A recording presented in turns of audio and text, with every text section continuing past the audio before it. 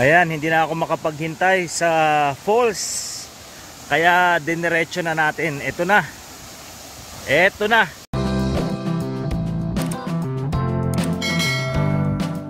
Kung pupunta kayo sa may Busay Falls, ito yung landmark dito sa may highway ng Poblacion Sual.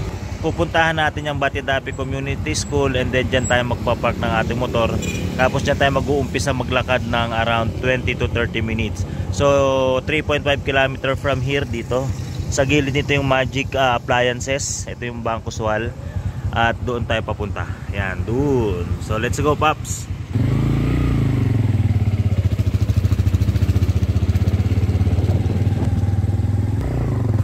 So ito guys, madadaanan nyo itong kanilang public cemetery.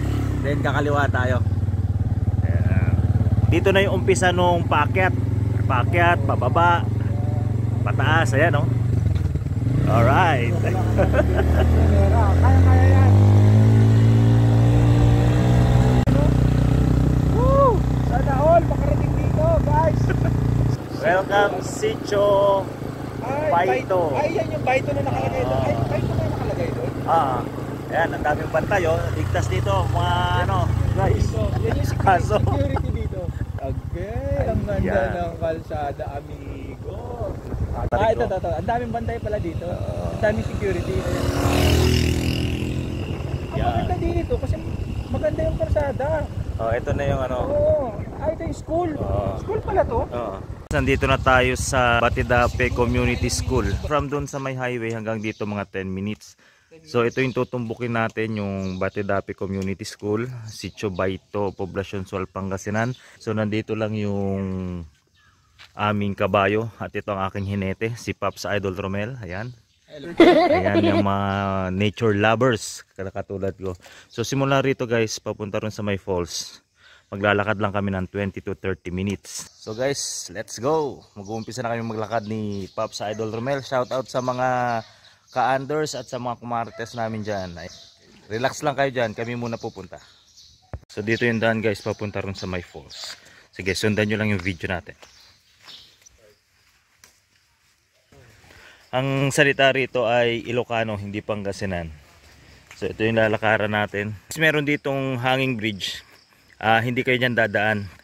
Dito tayo dadaan sa may gilid kasi papunta tayo dun sa may falls. Okay? Baka maligaw kayo dyan. Dito tayo sa kabila. Dito lang guys, pwede na maligo eh. Oh. Ang linaw oh, tapos may konting malalim ng konti. Tapos may rock formation ng konti uli. Ayan. Ano masasabi mo, Pops Romel, sa ating pinuntahan? Ito talaga yung mga hinahanap ng lugar na talagang hindi ka mabubore eh. Talagang makikita mo na napaka-presko ng lugar. Hindi mainit. Ayun yung gusto ko dito. Kahit malayo siguro to, kayang-kaya kong akyatin. Yung ito, mag-uumpisa na tayo tatawid sa ilog.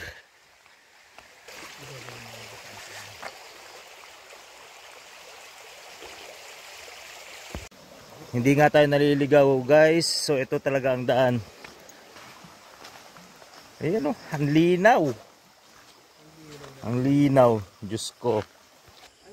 Pagtawid natin dun guys kanina sa may ilog dun, susundan nyo lang ito. Tapos papunta naman tayo sa may bukid. Yan, dyan tayo pupunta.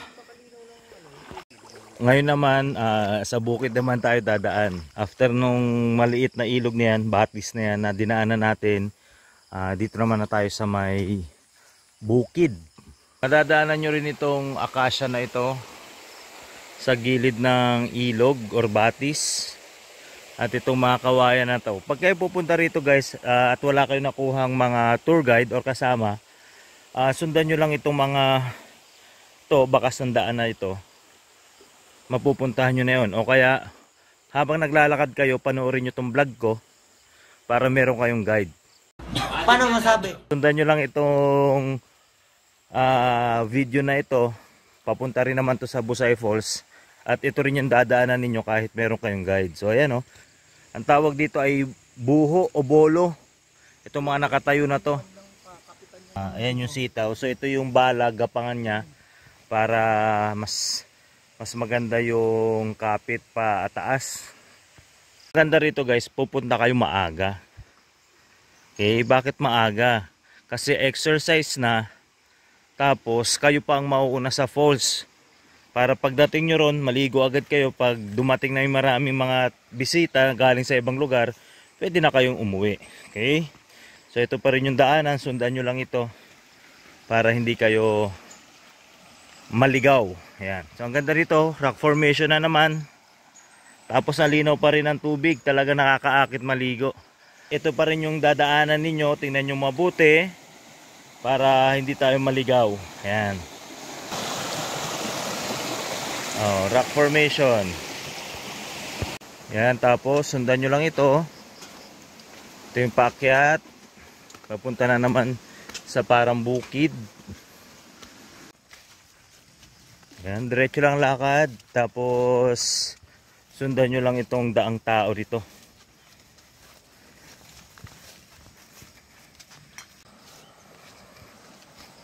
After ng masukal na daan guys, ito na ang inyong lalabasan. Yan. Water rock formation pa rin. So papunta tayo doon.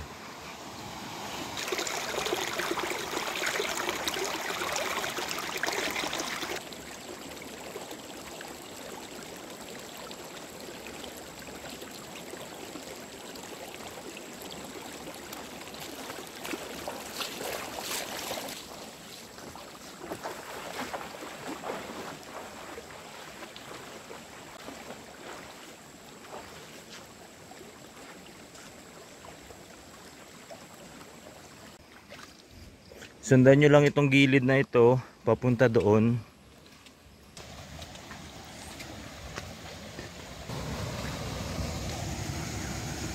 Dito tayo dadaan. Sa may masukal. Ito na yung medyo challenging ng konti yung daan, pero hindi naman siya kataasan. Kapag dito na kayo dumaan, ibig sabihin guys, malapit na kayo sa falls. May daan dyan, tapos may daan dito. Dito patag siya pero medyo malayo ng konti.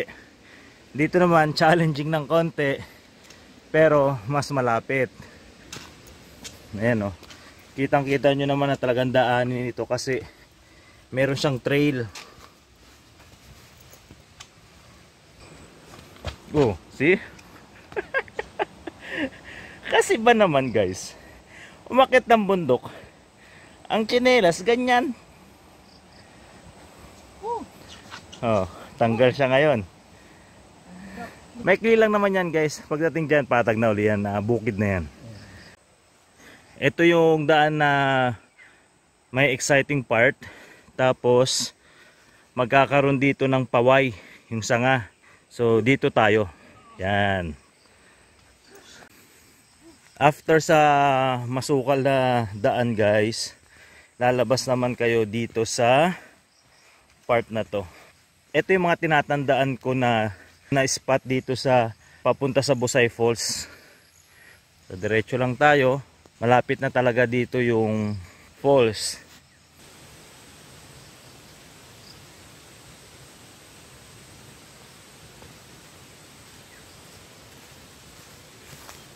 Next. Akin din.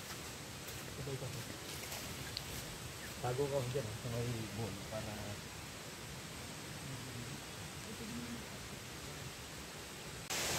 Doon tayo galing kanina guys, after nung medyo masukal na daan. Makikita nyo na itong part na ito dito sa nilalakaran natin. And then andyan na yung falls. Ito na guys ang inyong hinihintay na makita ang Busay Falls. Hindi na ako makapaghintay sa falls. Kaya diniretso na natin. Ito na. Ito na.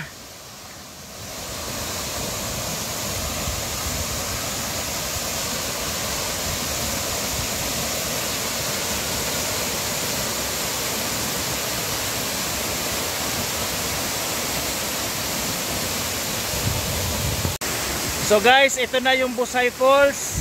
Ang exact address niya ay Sitio Baito, Poblacion, Sual, Pangasinan. After 20 minutes na walking na may konting trekking, ito ang bubungad sa inyo. Ang kagandahan nito guys, 2 days ago nag-uulan siya kaya malakas yung kanyang tubig. Thank you for watching. Please don't forget to subscribe kay Mr. House Husband. Bye-bye!